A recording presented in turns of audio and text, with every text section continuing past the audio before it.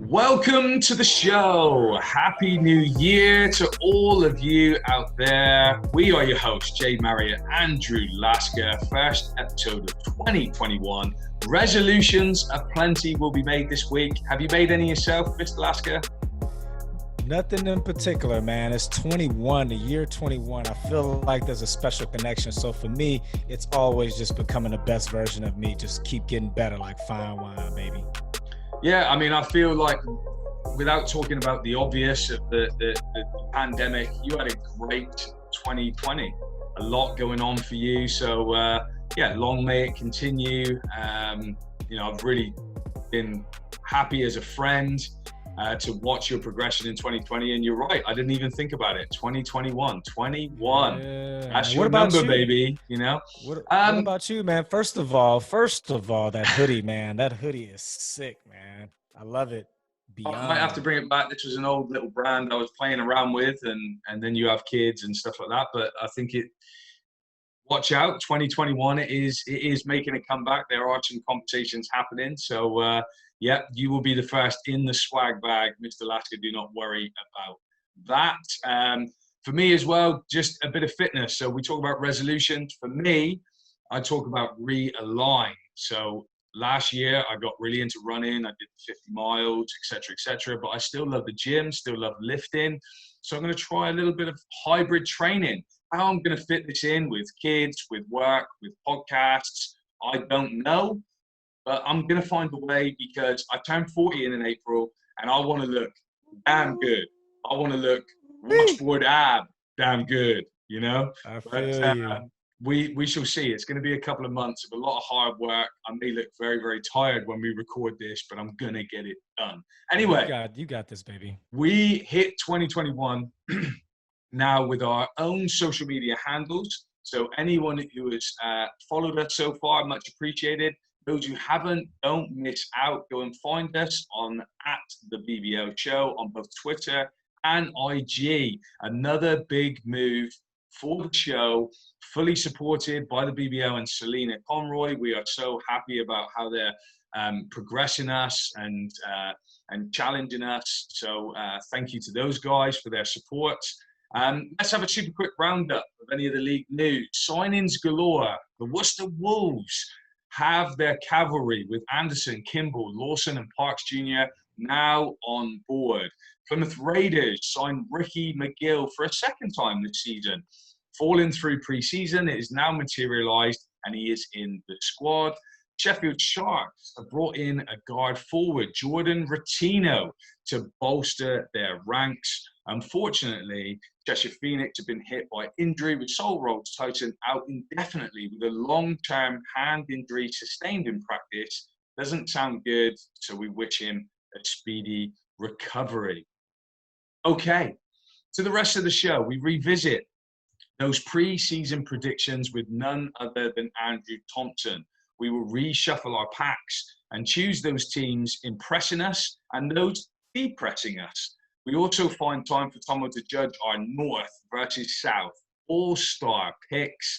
We catch up on scores and scorers from this week, player of the week, choices, the Lasker look back. But first, before all of this, you know it, guys, it's the Marriott Minute. Okay, intrigues me. The BBL Cup semi-finals have been announced as a single-leg games happening in the bubble of the National Basketball Performance Centre in Manchester.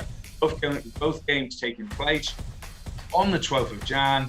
The road to the finals just got a little more interesting. Also, kudos to the Leicester Riders with their fan wall, something that worked really well in the NBA bubble. Once again, the Riders have led the way using technology to bring something special to the table. Lots of other clubs pushing those boundaries, but Riders always seem to be at the forefront. Engage me. Okay, hats off to you, Mr. Lasker and Yvonne Harris, my family here at the show, having just completed a 3-part series with the BBL legend, Fabulous Flanoy. A brilliant piece of podcasting, incredible story. If you haven't listened to subscribe to the 21 podcast, You will not be disappointed. It kept me company on many a long run. And somebody I've admired from afar, but to understand the kind of backstory, where he's come from, the opportunities he's took, and also some of the inspiration he shares in those stories, Drew, you should be very, very proud. Amused me. Okay, we took some heat for missing out Ramon Fletcher from the MVP talk. We said we had a story. We released the clip. The Duke of Hoops switch mid-pod. I'm gonna change my pick mid-pod. It's not allowed, Ryan. Okay. Is that allowed? Yeah, sure. Hey, it's your pick, man. All right, so I was gonna pick Ramon Fletcher. Mid-pod, ladies and gentlemen, he was supposed to go with Fletch, but instead he took the pivot and went with Lyle Hexham. All hate mail, please redirect. Of course, I'm just kidding. Please love the Duke. He is awesome. And lastly, Coach Atiba Lions talking to our man, Everything Chris, talking about his decision to retire from playing with a quote I love. I didn't say it, my knees did. My knees held a meeting, a press conference, and said, you're not playing anymore. And as a retired player myself, amen, Coach Lions, I am with you. And that rounds out the Marriott Minute. Okay, let's have the scores and the roundup this week. Plymouth Raiders winning at the Plymouth Pavilion over the Worcester Wolves, 72-58 with top scorer, our guy Martin Bountnet. Glasgow Rocks going down at home to the Cheshire Phoenix with top scorer Caron Ross with 24 points. Sheffield Sharks defended home court over the Plymouth Raiders, 83-78. Top scorer Anton Lillard with 20. Honourable mention, though, for Prince eBay with 7 impressive blocks. And lastly, the top of the table clash, seeing the Leicester Riders lose at the death to the London Lions, 73-74. Top scorer was Gino Crandell in the losing effort with 23 points. Okay, now it's time to slow down a little bit. Let's get melancholy for the Lasker Look Back. In this episode of the Lasker Look Back, I take you through the career of Andy Thomson, who has 20 championships in his closet. He started his career in the States in Catawba College from 2003 to 2006. He then made his way over back home, playing for the local team, the Manchester Magic, who were then in Division I in 2006 season, where they were the National Cup winners. From there, he made his way over to Spain, where he played for Gijon in 2007 and Almeria in 2008, making the playoffs for both squads. And then he makes his return back to the England shores, where he suits up for the Tony G Everton Tigers in 2009, where they won the playoff championship. And then the following year, they made the rebrand to the Everton Tigers, where they won the treble, winning the trophy, the league, and the playoffs. And then after that season, he comes home to the Newcastle Eagles, where they clean sweep. They win it all. For our listeners out there, that means you win all 4.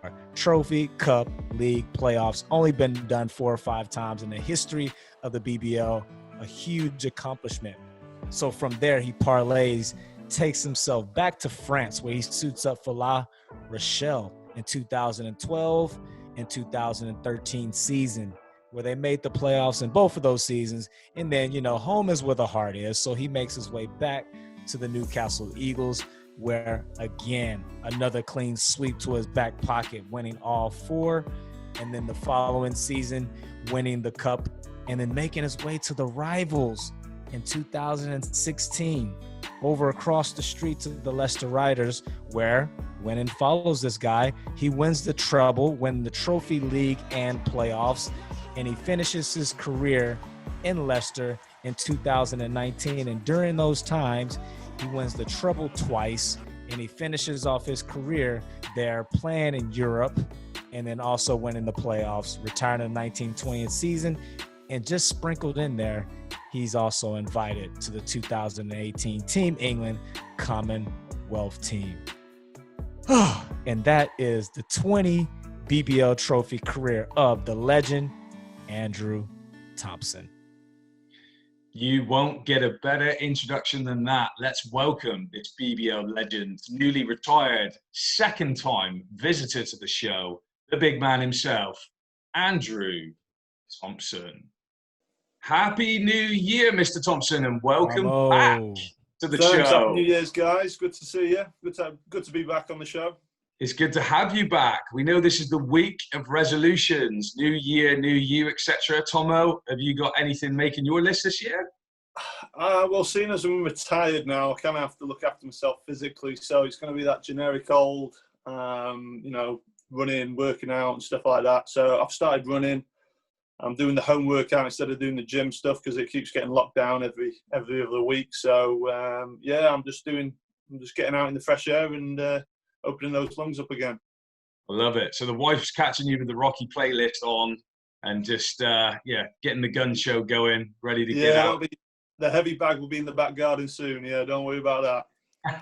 Gotta keep that playing weight on, man, just in case the Newcastle Eagles come knocking at your door. Well, that's true. Yeah, Max got my number. He knows where I am. I love it. Okay, so we brought you back to review our pre-season predictions. Okay, so we've got a graphic that will go out this week, and if you guys want to see our full changes, you'll see it there. But I think it's safe to say that we are seeing 3 teams starting to separate themselves from the rest of the pack. Tomo, talk to me about the Leicester Riders. Yeah, I think they've been excellent this year. There's not been a drop off from them, and obviously with early injuries, the 2 guys going out for the season, they've managed to kind of pick up 2, solid picks in Falzon and Frazier to kind of solidify the depth of the squad that Rob always strives for. And their style of play has been good as well. Really team basketball orientated, fast, and they've got plenty of weapons outside who can shoot the ball from deep, and they've got a guy who can orchestrate things in the point guard position. So overall, very balanced, and I think they're going to do very well in the league. Yeah, tonight as well, Gino Crandell just showed some incredible highlights at times, kind of keeping them in the game in some of the runs. Mm-hmm. And, no doubt they'll be disappointed right at the end of the game, but they probably did enough to win that one. So you'll just look at it being 2 sloppy plays right at the end of the game. Can't really say much else to that. I think they played really, really well. Drew, London Lions. Yeah, we all know what the London Lions bring, and they were the early season favorites. My only concern early on was the team chemistry part. It wasn't about the talent. We know they all had talent, but we all know us 3 playing this game for a long time, that on paper means nothing. You got to actually go out there on the court and perform and put it together. And that was going to be the struggle. But as of late, I can say that that has gotten better for them. I see a little bit more camaraderie on the court. I see a little bit more togetherness. My only concern is, and Daniel Rutledge kind of mentioned it on the game tonight, is they're really living and dying by that 3-point shot. So they're becoming a make or miss team, and there's going to be games where they're going to shoot cold. And I worry from that standpoint. I also worry that when they start this European journey on January 25th, will they take their eyes off the prize a little bit in the league? Because as Tom has experienced 2 years ago, was when Leicester was playing in Europe, that the schedule is tough. And although they have the soldiers to do it, it's still going to be tough to pull off because, with Leicester and Newcastle and Plymouth, teams like that who are very good this year, it's going to be tough coming into those arenas when you're exhausted from traveling from Italy 2 days prior. So, but yeah, I still think that London is going to finish in the top 3. Yeah. In your opinion, Tomo, are they tackling this European experience the right way with, like Drew just said, they've got the bodies, they've got mass rotation. That kind of hurt them at the early part of the season. They couldn't figure out a rotation. It looks like that's settled now in the league. But what have they got coming to them with this European schedule? Just give us a little insight. It's the lack of practice isn't really the problem. It's the travel, and then it's doing your homework on teams. And with their squad that they've got, it is deep, but you're going to have to juggle making guys happy. You know, guys are going to be expecting to play in certain games, and if they don't, and that can throw off the chemistry a little bit. But I think London have done well with the scheduling. Getting in Leicester early now before the European games start. I think they've got Newcastle as well before the European games start, so they can really focus on the league now. Get 2 L's against two of their rivals, which is going to help them in the long run. But yeah, that travelling midweek, you're out on a Monday, you're there Tuesday, game Wednesday, and then you're travelling back Thursday and possible game Friday. So you could be going from your city that you're playing in Europe directly to the city that you're going to be playing in on Friday. We did that when we flew from Hungary straight to Newcastle, and we didn't get until 1 o'clock in the morning on the Friday morning. So it's a tough schedule, but they've got a deep squad, and I'm sure they'll be all right. But it's just a mentality check, and guys have to be on point all the time. Yeah. Do you think that some of it as well they have to worry about is that complacency coming back to the league? Did that kind of creep into you guys a little bit, or was it just purely the travel? Purely the travel, I think. Complacency wasn't really there for us. We knew we were up against it. This team has a slight arrogance about them. Maybe that's confidence, I don't know, but I could feel like they could slip up a little bit just off the back of that. But we had guys who had been in the league before, so there was no they kind of know what the BBL is about and stuff like that, and knew it was a whole new experience for us. So we knew that we're having to go in Europe. We'll see where the chips fall. But we knew that we had to come back and we had to, perform in the league and stuff like that, and we couldn't kind of drop on that. So our mindset was always that. We'd always want to get a couple of games, win a couple of games in Europe. It wasn't meant to be for us, but I think London can do it. I think they could get out of their group actually, but it's the style change as well in the game as well. It's a lot different to the BBL. So, but they've got guys there who played European style basketball, and I think they'll be all right. Yeah, and I mean, lastly as well, we just need to understand what's going to happen with Mullins as well. How that's going to sort of play out. Does that become a factor going in, or is he just off the cards now? It would be nice to know from that situation. I'm going to cover the Newcastle Eagles, so Drew's Newcastle Eagles, and I think for me, I've said it many times on the pod. I just can't believe how well they have gelled. They're doing some things that you expect to see after maybe spending a year together rather than a few months together. It seems like Fletch and Cortez Edwards it's just a perfect little compliment right there. Maxwell's playing really, really well. He tends to be on fire in the first half. Gordon decides he's going to play in the second half. And then you've got these sort of complementary veteran players, including yourself, Drew, who have been there, seen it, and just understand how to sort of manage the emotions of game. So it's been really, really interesting. I think if there's one concern for me out of these three teams is depth. And that would be my only sort of complaint with the Eagles. I just worry every game that I'm watching, if you see Defoe take a tumble or Maxwell take a tumble, you're just thinking to yourself, you're one player away from maybe being in a little bit of trouble. But other than that, just the style they're playing, they've gone back to the old school Phoenix Suns, Steve Nash, Amari Stoudemire, they are playing 6 seconds or less. It's so entertaining. It's actually too entertaining at times, because then when I try and switch in and watch other games, it makes life a little bit tough. But yeah, so far so good, and I expect them to be there all the way. Mm-hmm. Any comments? Yeah, no. I killed it that good. I just said it. I just said everything that needed to be said. Right? Hey. Yeah, no. You said it, Jay.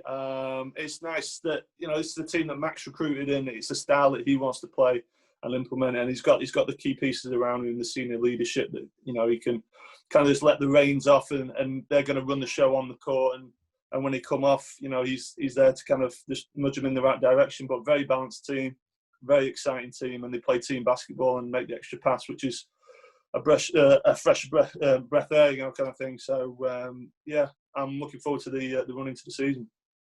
Yeah, Drew, just a quick question for you. Really, is the one thing I think is so tough is replacing a legend like Fab Flournoy. You know, I just think to myself, I would not want to be that person stepping up and taking it. So that just goes to show the cojones that Coach Max got. But how has he kind of taken that in his stride? You know, because there's still some elements of that culture. You know, he kept Coach Forrester around, who kind of did a little bit of a handover before stepping away. How has he kind of handled that? Because he's definitely not the guy that, you know, the legend of Fab, where we used to hear him in the other changing rooms. You know, we would have the fear of his team talk as well as going to his own team. So how has he kind of navigated that? Yeah, you know, who would want to follow Fab's footsteps? I know I wouldn't. So, Nope. you know, first of all, it takes someone who is, you know, who has a ton of confidence in themselves. And, you know, what's unique about Mac is that he has his own identity as a coach, and everything from philosophy into what he believes is completely different from Fab. So I feel like this season he has a better grasp on that transition. You know, there's no handbook you can read on how to follow a legend. So I feel like last year there were a few little bumps in the road.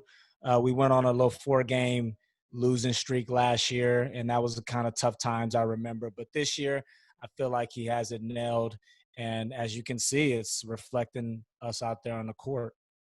Yeah, no, for sure. And they seem to be the top three that are kind of running away with things at the moment. You know, things can change, like we're saying, things like injuries, a little bit of bad form, Europe.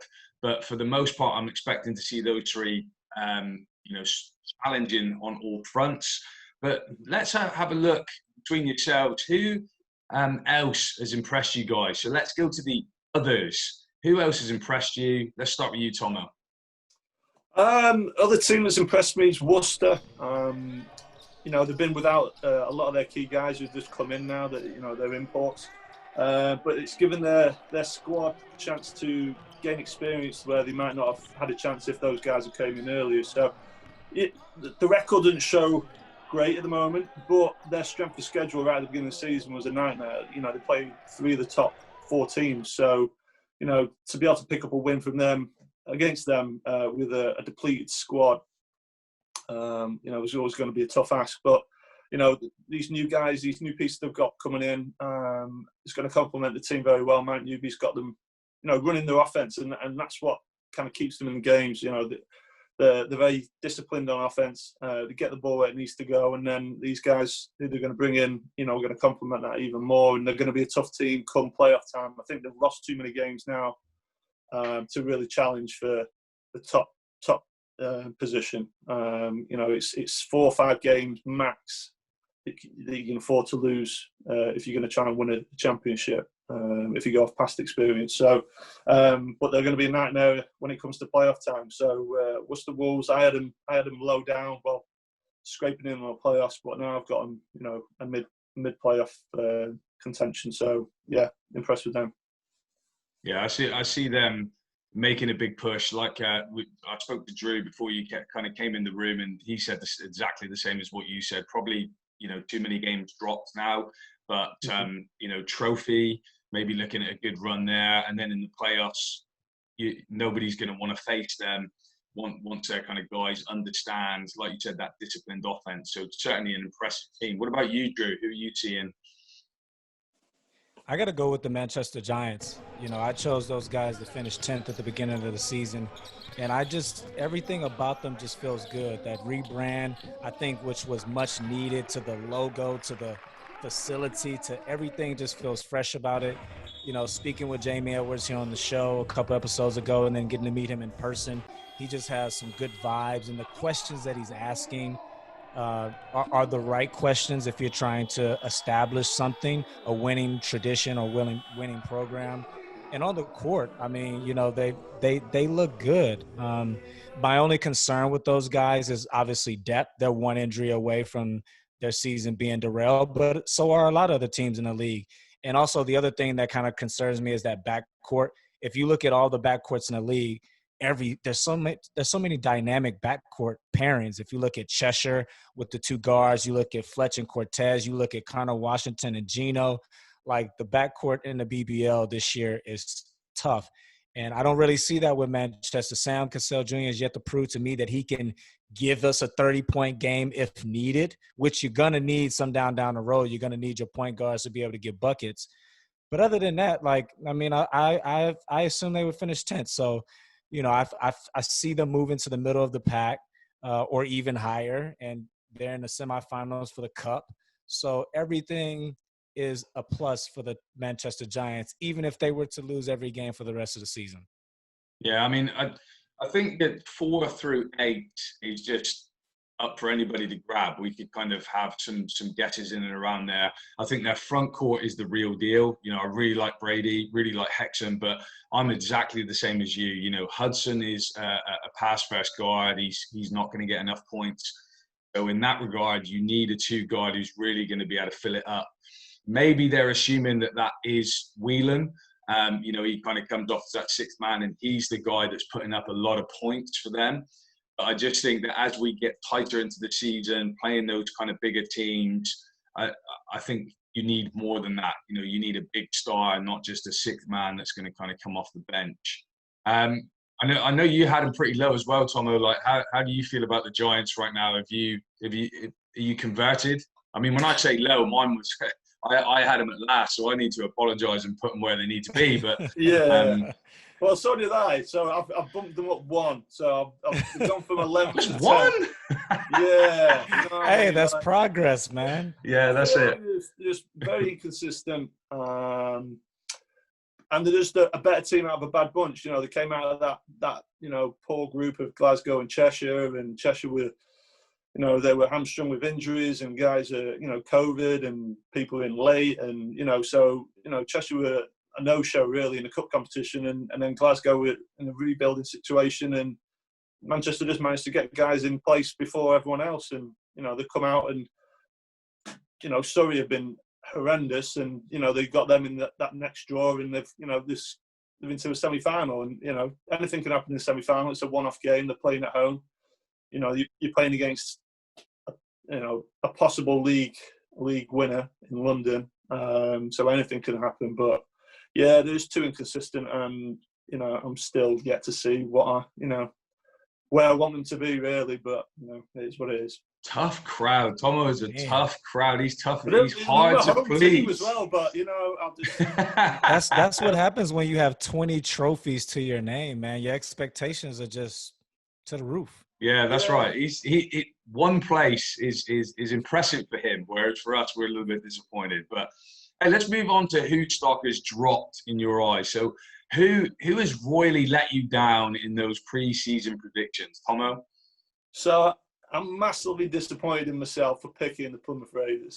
I got carried away with the hoopla of this, you know, this Euro money and all this.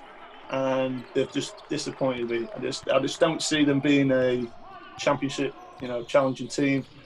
They play down to the level of the team that they're playing, and with, you know, Andrew Lawrence, I'm not sure what's going on with him, if he's back, if he's out injured.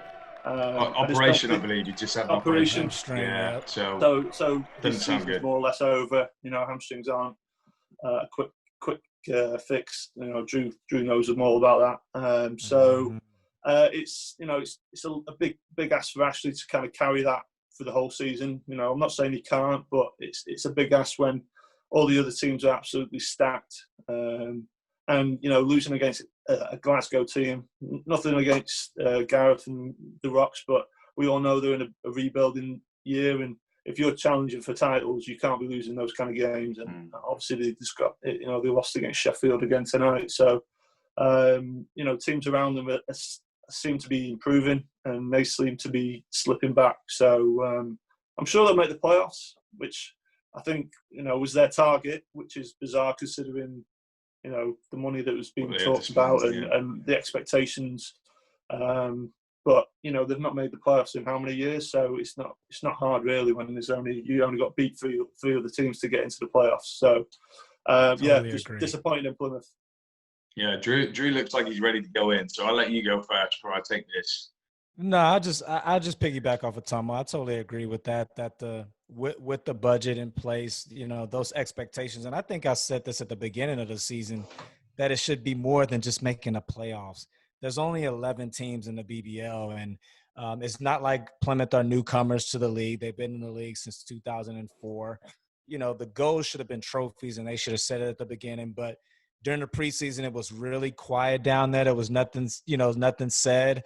And, so, I'll let you jump in on this because that's your home team. Yeah, I mean, it's my hometown. I'm going to pick them all year on predictions, even though sometimes I'm a little bit nervous on those picks. I think for me, I think Tomo's right in terms of recently it looks like they're just taking a little bit of a slip. And I think the biggest thing for them is that they just don't look like they're able to score enough to be in those positions where we all thought that they would be. And that's really kind of interesting to me that they've got the finances there. They've gone and got their big piece, Hamilton, which I'm guessing, is a mutual benefit thing for both him and the team. They both have high aspirations and trying to keep him for as long as they possibly can. But he's not going to accept just making the playoffs casually. Like, he wants to win. He's a competitor. When you've seen him in the big games, he's trying to lift that team to another level. Sadly, I just don't think that they've got those pieces to do that.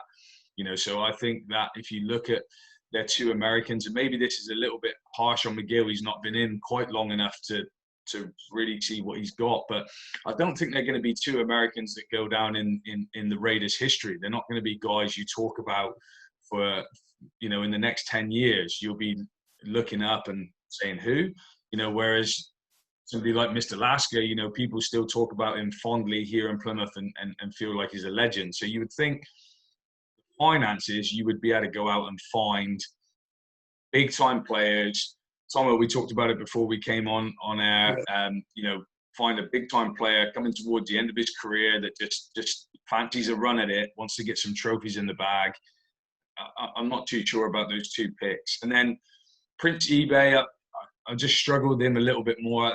I think he should be giving more. I mean, he had 7 blocks tonight, which was incredible to go alongside 7 rebounds, but just the 4 points, offensively doesn't look like he can really give you very much. And that's got to be a worry as well. So it's scoring for me that I'm worried about. Defensively, though, they've been really impressive, and it looks like Coach James is trying to make that a foundational piece of how they move forward. So we don't know what's going on behind the scenes. We don't know what's being said. That this might be the building block, and then next year they will spend the money, and that's going to keep Hamilton happy. But it looks like they have slipped just a little bit. Okay, Drew, who has let you down? Look, the easy option would be Surrey, obviously, but I think all of our listeners and everyone out there already know what it is with Surrey. So I'm going to move on to another team, and that's the Bristol Flyers. Just because at the beginning of the season, when we all three were sitting in these seats, I felt like this was the year for those guys. They've been in the BBL 5 or 6 years, but they've always, to me, in my eyes, been known as that Division I team that's moved up. And I kind of felt like, okay, with the new arena on the horizon, which looks beautiful, by the way, with Andreas comfortable there as a head coach in this league, with some foundation pieces there, Josh Wilshire, I thought that they would turn a corner and become a perennial BBL team, top 4, top 5, pushing for something. But, the start of the season has been kind of a disaster for those guys. It started off, having to go 0-2. Because they had to forfeit games for COVID. But credit to those guys. They bounced back, figured a way out that group. And then, they lose 2 guys for the season, Liam Davis and Copeland. But you get Mockford and you get Teddy Okorefor in exchange. But I don't feel like those 2 guys fit. I feel like Okorefor, his style doesn't fit the BBL. We all know as a point guard, as a guard, you got to score in the BBL. And he's more of a traditional European point guard. And then you got Mockford. Mofford wants to come off down screen, staggers, and just let that thing fly. And with that flow motion offense that they run, he won't have many opportunities with that. So, with their start, I'm just a little bit disappointed. But we'll see if Andreas makes some adjustments to that offense that's going to suit those guys a little bit more moving forward. Yeah, Tomo, do you think that this kind of GB experiment Do you think this is a plan for Andreas moving forward? There's obviously lots of really exciting things happening in Bristol. They're going to be moving into a new arena soon. Is this a direction you think Andreas is going, trying to bring those GB guys in, or do you think that it's just kind of covering over a multitude of sins at the minute? Yeah, I think it's that this covering over thing. I think it's just a stopgap for these GB guys. With the way the market is and COVID and stuff like that, and leagues have been cancelled and stuff. They've just come available, and why not pick them up? Give them. You're going to want that experience. They are very good. They are decent players, so they're going to help any team. But the style that the BBL is and stuff like that, it might just not suit some players. It doesn't make them a bad player because we've seen them excel in Europe in different leagues. So it's just style of play here that just is not conducive to some players. And but I'm sure Andreas will get it all sorted out. There's still time. I think they'll definitely make the playoffs. They're a good enough team. They have the mentality. They've got enough about them to kind of make that run. But it is a bit disappointing because I had them 6th and I've got them dropped down to where have we got? Just about 7th, just making the playoffs. So it is what it is. It's just yeah. Yeah, I think I've got them around the 8 or 9 spot. I've dropped them down as well, and I think that would be disappointing from the Bristol standpoint. They get everything right. I think from a marketing and comms standpoint, they're leading the way. They're right up there with Leicester and Surrey as well are trying to do some exciting things. But I think from that GB perspective, I think to get the best out of Mockford, I think that Drew's right. He's going to have to change that system slightly, and it's whether he's very rigid as a coach in terms of what he believes in, and credit to him, it works. But I just worry that that too big front is just becoming a little bit too redundant in the BBL. Space issues for sure. Yeah, it looks like that. The offense puts, if they're not shooting well, the style of offense puts a lot of pressure on the team. They have to shoot a high percentage to kind of win the game. So if their shooting's off, it's going to be a rough day because they don't have that many possessions. So those possessions are key, really. Yeah. I'll just jump in there because a lot of teams run this similar style offense as Bristol. We run it. Sheffield runs it, and like Tomo said, that's a great point. Like that offensive system comes down to shooting, but on the other hand, it comes down to if you have a point guard that could just break the offense and break defensive down, which we have a Fletcher, which we don't have to rely on that offense every possession. But if you don't have a point guard who can do that and you're not shooting well, you're going to struggle. Yeah, and if you look at you guys as well, it's just a very different beast, isn't it? Because you've got Maxwell able to pop, Gordon the same as well. They seem to, what I was sort of talking about the synergy earlier, they seem to dive just at the right time, especially Fletch and Maxwell look like they've got that understanding. Whereas I think with Bristol, that forward line is a bit more big, rugged, slightly less skilled. I think it makes it tough. They're a little bit more robotic, you know what I mean? They just go through the motion and to the T, which is great, which is you want that on the offensive end. But when it comes to the defensive side, when you're playing defense against that, it's great because it's like I know this guy's going to run here, it's and easy I know to how scout. It's so easy to scout, and they never break it. Whereas, in the past when we play, we have a structure that we're going to play to, but we have license to break it any time. But if you are going to break it, you better be for the positive. So. They are very strict on it, and it can be easy to scout at times. Yeah, making those reads. For me, I think I'm just going to take the obvious. I'm going to take a stab at Surrey. I think it's just disappointing.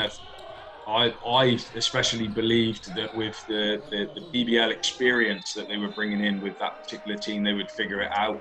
And sadly, I think it just comes down to the fact that there isn't anybody really willing to take that 1% step back from their actual game in order to let the team flourish. And that's what it looks like. It looks like a team of guys that, still want to be the man, and they haven't quite figured those things out.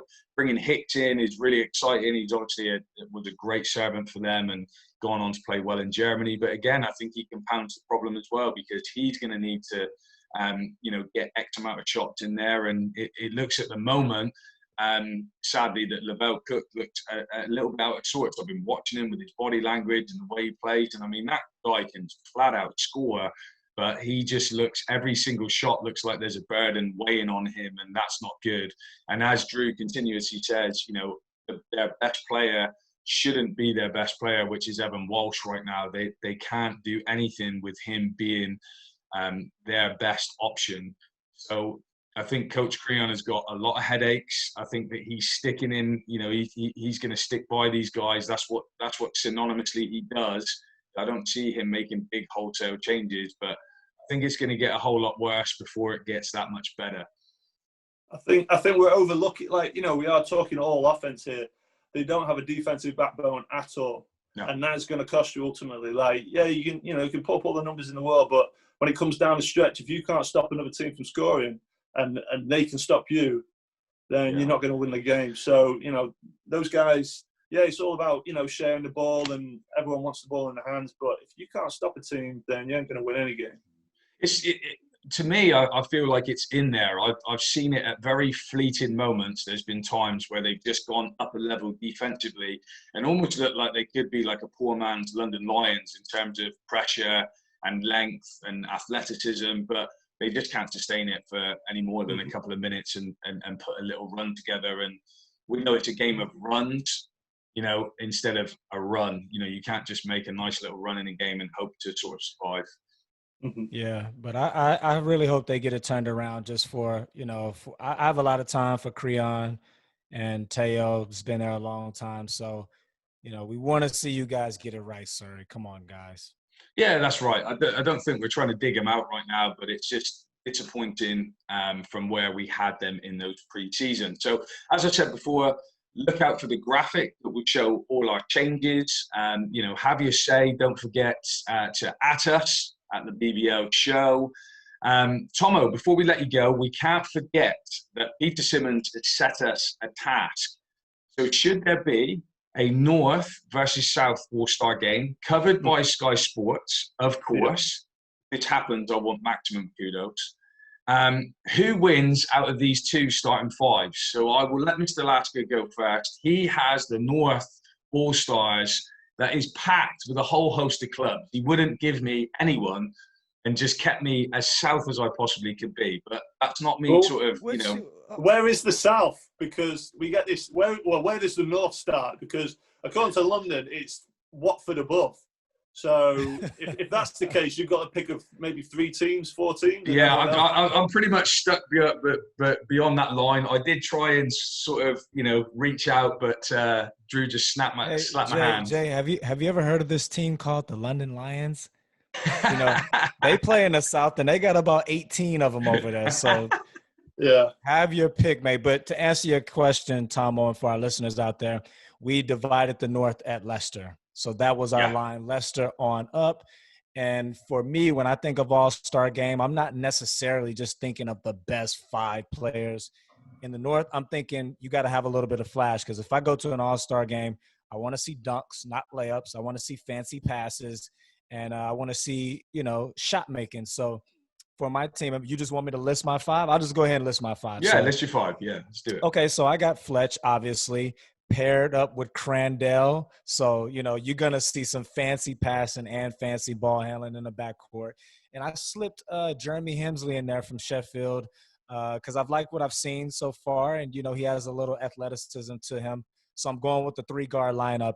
And then I got Justin Gordon at the 4 spot, because we all know on the break, like, he's going to give you something. And then I finish it off, even though this guy plays the 4 at Leicester, I got William Lee in at the 5 because, you know, he's a highlight guy. You know, I was part of his highlight reel at the beginning of the season with the block. And then, you know, he'll catch you on some dunks as well. So I got winners and I got flash. Yeah, I mean, he had that crazy dunk tonight. I think he took off outside of the paint, 2-handed jam. Him and Crandell were the reason why I was trying to fight you over the Riders, because I just love Crandell. And in an All-Star game, wow, you know, you'd expect him to be bringing some special things. Anyway, I'm picking your guys up, and I should be trying to win this thing. Okay, South. So my South All-Stars, I have gone at the point guard. I've gone with Martin Bountneck at Worcester Wolves. He's having a breakout year right now, but also I love his flash and panache down in Plymouth not too long ago. The little behind the back from the three-point line for a little dunk with Jordan Williams. I just really enjoy the way he plays. He's European in everything that he does, but he does have that little bit of flash. At the 2, I've gone with Dirk Williams.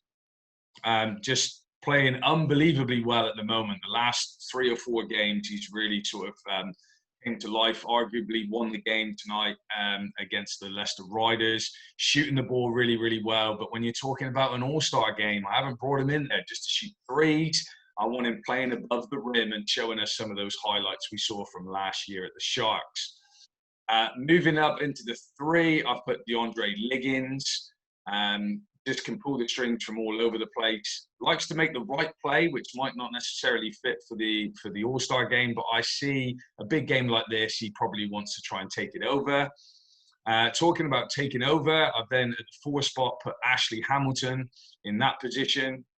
I can imagine him wanting to represent Team GB and wanting to keep that MVP vote in the All-Star game staying here in the UK. And then at the 5 spot, I put Jordan Williams. Yes, he's been unbelievably as the anchor for the Wolves this season, but also we know that if you give him a little bit of space as well, he's still showing you some really good athletic finishes. So that is the North versus the South, Tomo. In your opinion, who's taking this one? My opinion, I've got to go with the North. They've got some high-flying guys on there, and they've got some guards who can pass the ball. So, yeah, you know, your 2 guard front in Gino and Fletch, absolute nightmare to cover, can pass, and then you got some guys who can finish above the rim. So I'm going with the North on that one. I think whatever happens, I think that this definitely needs to be covered by Sky Sports. You heard it here first. Okay, that wraps up our time with Mr. Andrew Thomson. Great to get you back on again, my friend. Good luck with your resolution, the fitness. Thank you. Yeah.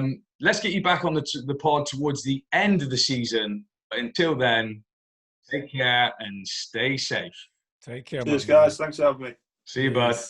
Okay, we're going to have him on again, Drew. So at this point, we may as well call him a correspondent rather than a guest. You know, wise words from Tomo once again. Good to get a refresher under our belts, you know, because it was preseason. We didn't see any of the games. So really all that's left is Player of the Week. So Player of the Week, we've got 3 outstanding candidates. We've got Caron Ross from Cheshire Phoenix, 24 points, 6 rebounds, 8 assists, 4 steals, 36 index. He did it all tonight. DeAndre Liggins, he came through with 14 points, 11 rebounds, 7 assists, 3 steals for a 26 index. So close to that triple-double. And then in the 3rd pick, we had Jimbo Lull. 20 points, 12 rebounds for the big fella with a 25 index. Remember, get your votes in on Twitter. Remember, we have our own handle, guys. So make sure you go to @BBL Show. That's the end of our first episode of 2021. Once again, Happy New Year. I wish you all the best. We will keep coming at you bigger, stronger, faster. Don't forget to follow us on Twitter and IG @BBL Show. Until then, Drew, lead us out. 2021, guys, we got to go big or we got to go home. Let's work hard to become the best versions of ourselves. And Jay and I, we're going to keep coming, bringing that heat to you. Look out next week as we bring on CJ Geddes in the house. And until then, make sure you guys go follow all those accounts. Tell a friend, subscribe, rate, and review those podcasts. Go on YouTube, leave a comment. Just keep engaging on those social channels, and we'll see you guys next week. Signing off, the show. The show.